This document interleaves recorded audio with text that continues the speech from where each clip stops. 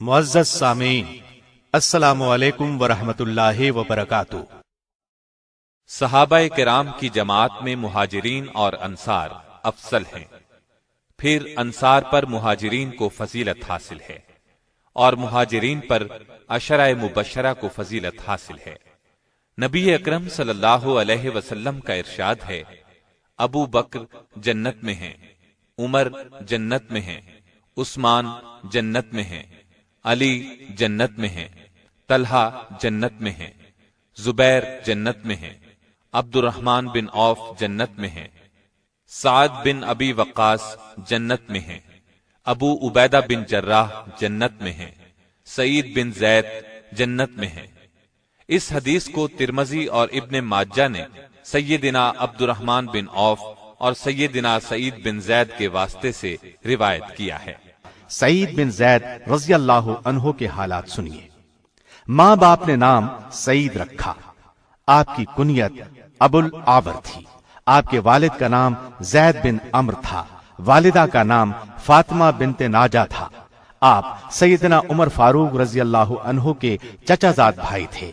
आप और सैयदना उमर फारूक के दादा का नाम नुफैल था। आप सैयदना उमर के बहनोई भी थे और साले भी।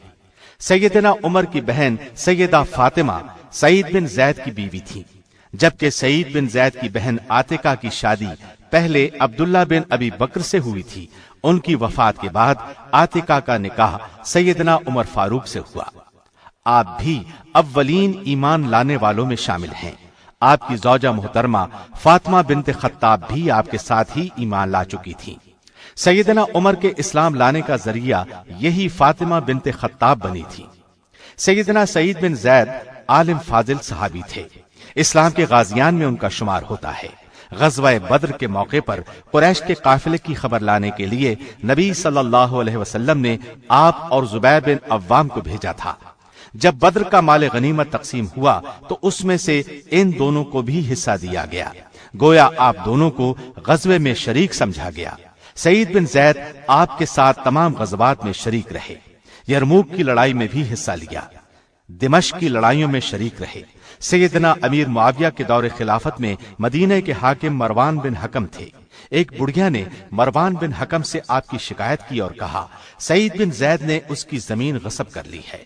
मरवान बिन हकम ने आपको तलब किया तो आपने कहला भेजा, तुम मेरे बारे में ये ख्याल करते हो कि मैंने इस बुढ़िया पर जुल्म किया है, जबकि मैंने नबी सल्लल्लाहु अलैहि वसल्लम से सुना है, जो शख्स एक बालिश भर जमीन जुल्म से हासिल करेगा, उसकी गर्दन में उस जमीन के उस हिस्से के बराबर 7 जमीन तक तौक डाला जाएगा।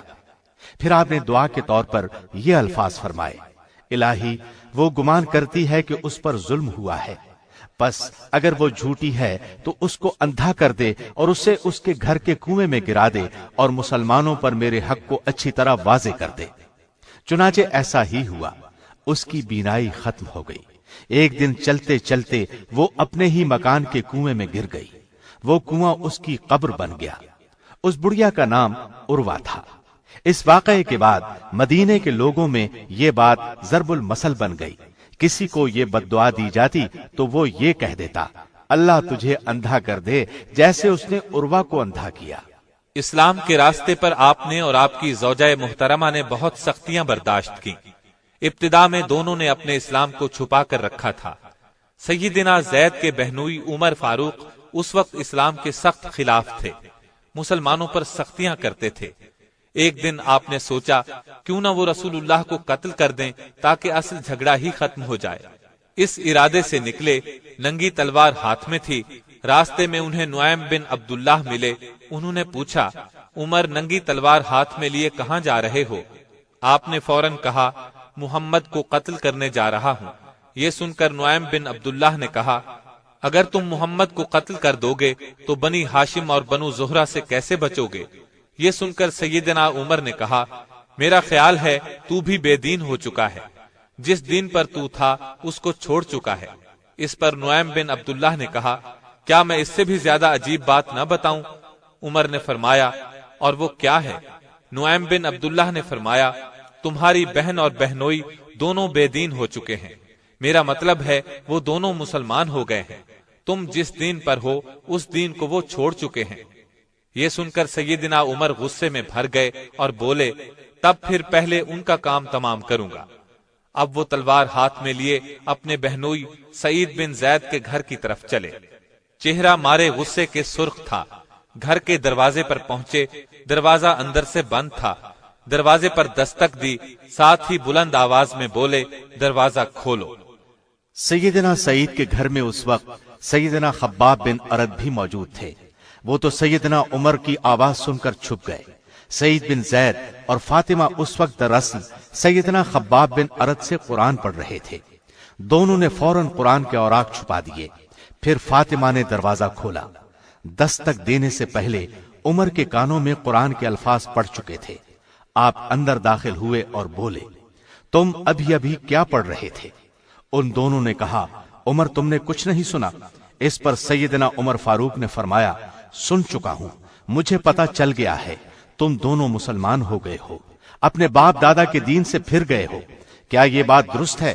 جواب میں دونوں نے کہا، ہاں یہی بات ہے، الحمدللہ ہم مسلمان ہو چکے ہیں۔ ان کے منہ سے یہ الفاظ سن کر سیدنا عمر کو اور بھی طیش آیا، لگے اپنے بہنوئی سعید بن زید کو مارنے پیٹنے، خوب مارا۔ ایسے میں سیدہ فاطمہ شوہر کو بچانے کے لیے آگے بڑھی۔ آپ نے ایک لکڑی انہیں بھی دے ماری، لکڑی سر پر لگی، اس کا سر پھٹ گیا، خون بہنے لگا۔ اس پر بھی سیدنا عمر نہ رکے، دونوں کو مسلسل مارتے رہے، یہاں تک کہ تھک گئے۔ اس وقت ان دونوں نے ایک زبان ہو کر کہا، ہم اللہ اور اس کے رسول پر ایمان لائے ہیں، اب تم سے جو ہوتا ہے کر لو، اسلام تو اب ہمارے دلوں سے نکل نہیں سکتا۔ ان کے الفاظ نے سیدنا عمر پر خاص اثر کیا۔ دوسرے بہن کے بہتے خون کو دیکھ کر انہیں شرم محسوس ہوئی۔ نرم الفاظ میں بولے، اچھا تم جو پڑھ رہے تھے مجھے دکھاؤ۔ یہ سن کر بہن نے کہا، ان اوراق کو صرف پاک صاف آدمی ہی ہاتھ لگا سکتا ہے، اس لیے جب تک تم غسل نہ کر لوگے ہم یہ اوراق تمہارے ہاتھ میں نہیں دیں گے۔ سیدنا عمر نے غسل کیا۔ سیدنا فاطمہ نے اوراق ان کے ہاتھ میں دے دیے۔ ان پر سورہ طٰہٰ لکھی ہوئی تھی۔ پڑھ کر بولے، کس قدر عمدہ اور اعلیٰ درجے کا کلام ہے۔ یہ الفاظ سن کر سیدنا خباب بن ارد بھی اپنی جگہ سے نکل کر سامنے آ گئے اور بولے، اے عمر، میں نے کل ہی رسول اللہ کو یہ دعا کرتے سنا ہے، الہی ابو الحکم بن حشام یا عمر بن خطاب کے ذریعے سے اسلام کو قوت اور عزت عطا کر۔ مجھے امید ہے نبی صلی اللہ علیہ وسلم کی یہ دعا آپ کی صورت میں پوری ہوگی۔ آئیے عمر، اللہ کی طرف آئیے۔ اس پر سیدنا عمر نے فرمایا، مجھے محمد کے پاس لے چلو۔ اس طرح سعید بن زید اور ان کی زوجہ محترمہ سیدہ فاطمہ سیدنا عمر کے اسلام لانے کا سبب بنے اور اسلام کو طاقت حاصل ہوئی۔ 50 اور 55 ہجری کے درمیان عقیق کے مقام پر آپ نے انتقال فرمایا۔ عبداللہ بن عمر اور سعد بن ابی وقاص نے آپ کو غسل دیا اور انہی دونوں نے قبر میں اتارا۔ آپ کے جسم سے خوشبو نکل رہی تھی۔ نماز جنازہ عبداللہ بن عمر نے پڑھائی۔